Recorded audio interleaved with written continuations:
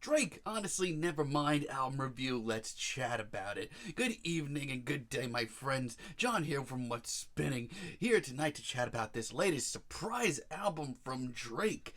Oh, I mean, if you guys thought that I had some mixed feelings on Post Malone, wait till you hear my mixed feelings on Drake. I mean, you know who the guy is by now. You either love him or you hate him. I have been all over the place over the years with Mr. Aubrey Drake Graham. In his early days, the days of Thank Me Later, Take Care, I found myself making a lot of excuses for Drake and actually, getting behind him, apologizing for him sometimes. I thought these albums at the time were, maybe I didn't realize at that moment, but they were pretty ahead of the time of what was going on. I mean, especially as far as modern pop rap goes. I mean, these albums were really, really genre defining. But ever since, to say that I've had some mixed feelings about Drake is an understatement. I've never been into it. Nothing Was the Same. I really haven't. I mean, yeah, a few tracks are pretty good, but this, compared to what he had been doing the last 2 years, it's so far from it. However, I've gone on record saying that if you're not a Drake fan, you'll probably really love If You're Reading This, It's Too Late. This album was cold-blooded, freaking chilly production everywhere, minimal beats. He just sounded like a damn killer on that album. I still love it. But ever since, man, it's been freaking hard. I mean, let's talk about him. Jesus Christ. Views, Certified Lover Boy from last year, More Life, Scorpio. These are tapes and albums and playlists that are so bloated and so unnecessarily so. And every time Drake puts out an album, I find myself almost like drawn to it, like I have to review it, because 9 times out of 10 I've actually usually loved the singles. I mean, say what you will, I still think One Dance is a pretty likable, warm sort of pop rap tune. I always liked Passion Fruit. I thought Nice for What was one of the best tracks the guy's put out in years, and sue me, I still think Hotline Bling is the pinnacle of modern pop rap. Which leads me to this new surprise album from Drake. It is called Honestly Nevermind. Let's dive in. We do get a very short, very sweet intro to this album to start it off. It's not much to really go into, but the one thing that I will point out about it is it sets the tone for the album pretty well. It's steamy, it's nocturnal, it's got this thick layer of cool to it as well. But then we get Falling Back, which really sort of ushers in the sound of this album, and you guys are going to hate me. I don't think it's a bad track. Instantly, this, compared to where Drake's been for the last 4 or 5 years, is much more my interest. It is a moody, groovy, rainy day, very gloomy, very emotional banger, much like Drake has been putting out since So Far Gone. But looking at the positives, I really like the production here.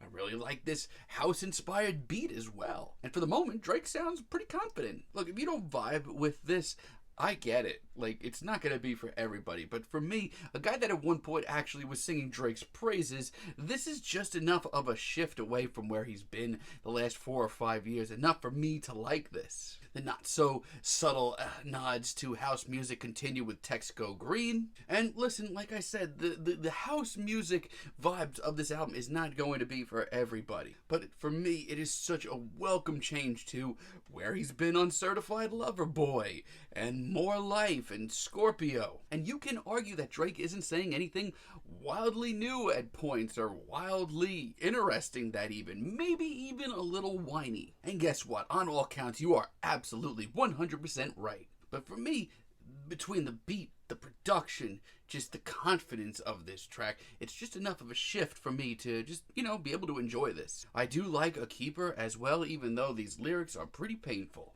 The beat is really very classy here, like the atmosphere as well. And while we are getting cheesy lyric A through Z, Drake actually makes it kind of work. No, it's not bad at all. Also, Sticky is one of the best tracks here. This is easily the heaviest and most rap-inspired track here. I don't know who turned up the volume on the energy, but I'm glad they did. The beat here is cold. His performance is super cutting. It reminds me of what I love about If You're Reading This, It's Too Late. It's just a very strong performance, and as this track rolls on, he gets more and more intense intense, and I like it even more. Much like his solid singles that he's put out over the last couple of years, where Drake really focuses, yeah, he could do some magic still. Massive is really great too. Once again, we get a very house-inspired beat, but once again, it really does just a great job of just mixing things up a little bit. It's very fresh, it's very new sounding as far as hip-hop goes. It gets me moving too. And yes, I will argue for you guys that I really wish that Drake had some more interesting things to say,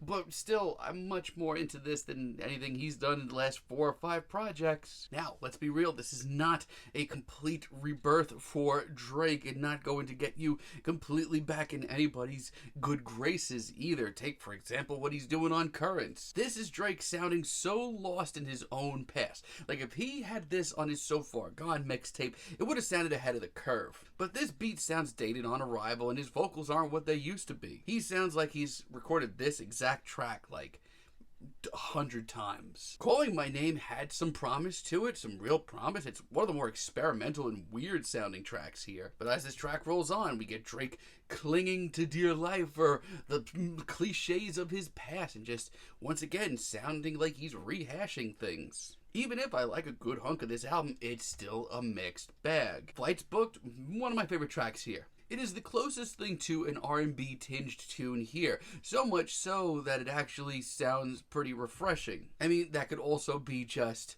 I don't know, a real sign of just how much garbage Drake has put out the last 4 years. But for a few minutes, I don't hate this. It's classy, and it's a big risk, and one that really paid off. Overdrive has some serious mystery here. I love this twinkling beat and the drama that comes alongside with it. And from a vocal and lyrical standpoint, this may be the best and most interesting track here.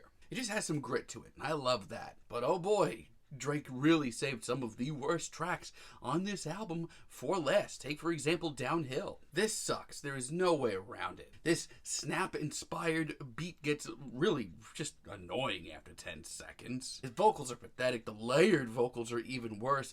There's just no getting around how cheesy this is. And while a lot of this album has been a nice change of pace, Tie That Binds is terrible. It sounds unbearably dated. This could have been any who's who of modern R&B, but it sounds like your who's who of modern R&B trying to rip off the glory days of Drake and failing miserably. Drake can't even do his own sound anymore. And the strummed guitars detract so much more. Not only that, but it's almost 6 minutes long and it drags so much. And Liability is not only the worst track I have heard on this album, Liability is one of the worst tracks in general I've heard all year. And I actually really do like the very tragic, very gloomy beat. It's one of the coolest ones here. But these vocal effects, who in the hell asked for this? This is so bad to the point where it's genuinely laughable. No thank you. And some of these lines, like the daddy line, Jesus. I do have to say, though, I do like Jimmy Cook's as a finale. Honestly, the beat is a little dime a dozen, but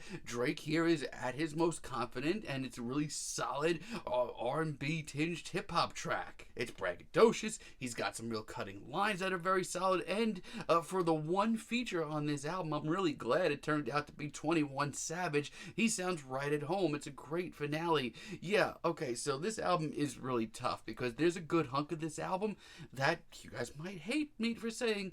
It's probably better than anything Drake has done in like 4 or 5 years. I actually like the more dance-tinged tracks on here quite a bit. It's just a good shift for him because he really needed that right now.